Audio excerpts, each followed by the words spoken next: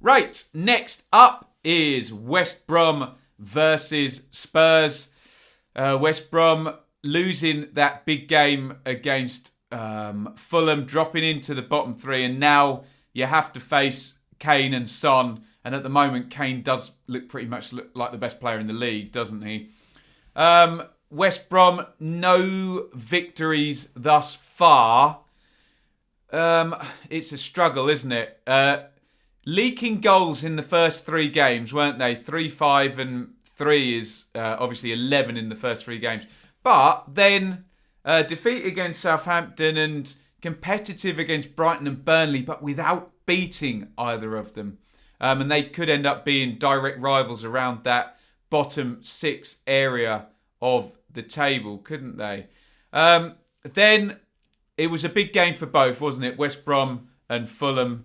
And Fulham got the win in that one. Okay, a quick transition for the first goal and a worldie for the second one. But the game was lost, wasn't it, at the end? And West Brom will now look back at the last 3 games and think they haven't won any of them. And over this season, the bottom 3 are not going to score many points. We know that. That's how a league table works. Go figure.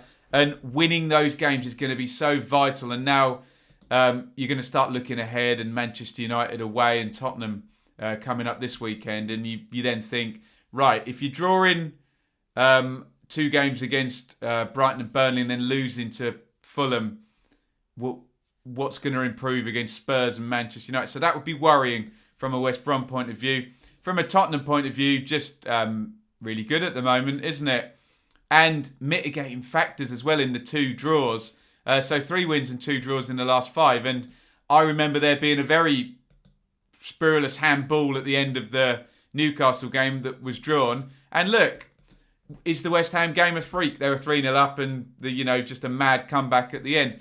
The other games, look, 6-1 against Man United, a win away at Burnley, and then a home win against Brighton with Kane just playing brilliantly and Son playing brilliantly and Mourinho loving life. This looks like a very, very hard ask for West Brom.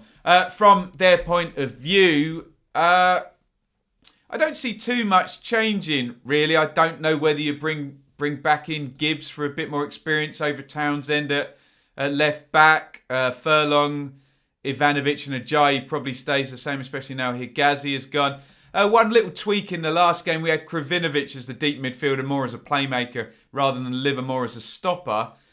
I quite like that tactic, but ultimately they lost the game, didn't they? And maybe you'd look at the first Fulham goal in that game and say, would it have been different if Livermore was there and it wasn't Kravinovic? I don't know. We're playing wise after the event here. What I wasn't wise after the event about, however, was the 3 key players for West Brom are Diangana, Pereira and Grant. And if they are like that, and that in a 4-1-4-1, use whatever terminology you're comfortable with, 4-3-3, 4-1-4-1, 4-2-3-1 if the central midfielder is left with the deep player. Use whatever shape you like. What I know is if your 3 key attacking goal-scoring players are farmed out wide and far away from your main forward, that's not a good situation. So I keep saying this. I want to see Pereira a little bit more central and closer to Grant. But maybe Bilic just knows he has to be cautious in these games. And it's risk versus reward. And speaking of risk, there is number 10, Harry Kane. And number 7, Heung-min Son. And Mourinho's going to have the back sorted as well. Lloris, Alderweireld, Dyer, Doherty, Reguilon. So new sort of fullbacks this year for Spurs, Sissoko, Højbjerg. But, I mean, all of that's irrelevant. We know if Kane and Son play well. Doesn't matter whether you're Man City, Liverpool, Manchester United, whoever, West Brom, you're in trouble, aren't you? So, look, I'm going to be predictable on this one. Just if Kane and Son play reasonably well, 6, 7 out of 10, and they're both on the pitch for all 90 minutes, I can't predict anything other than a Spurs victory at the moment in this one. Let's just hope West Brom can get a little bit more joy out of Diangana and Pereira and utilise their skills to their best and not have them filing back in front of their fullbacks too much. Honestly, I really love both players, but if you're going to do that, you may as well, and I said this in the last game, literally take one of them out, play a 4-4-1-1, like Tony Mowbray did with Bradley Dack and Danny Graham in the Championship. Just stick one of them in a free roll off Carl Grant, because that will actually do more damage and utilise them better, and then just shut up behind two banks of four.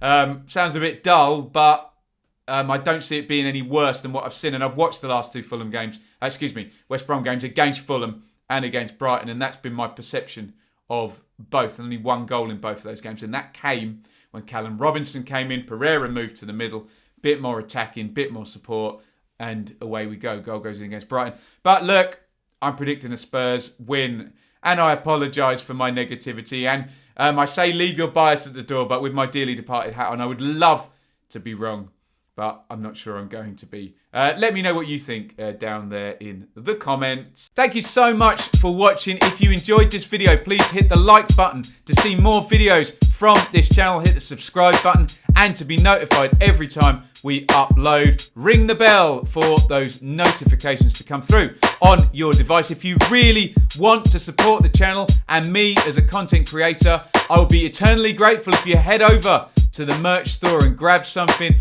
or support over on Patreon, patreon.com/Benjamin Bloom. Thank you for your time. Go and watch another video.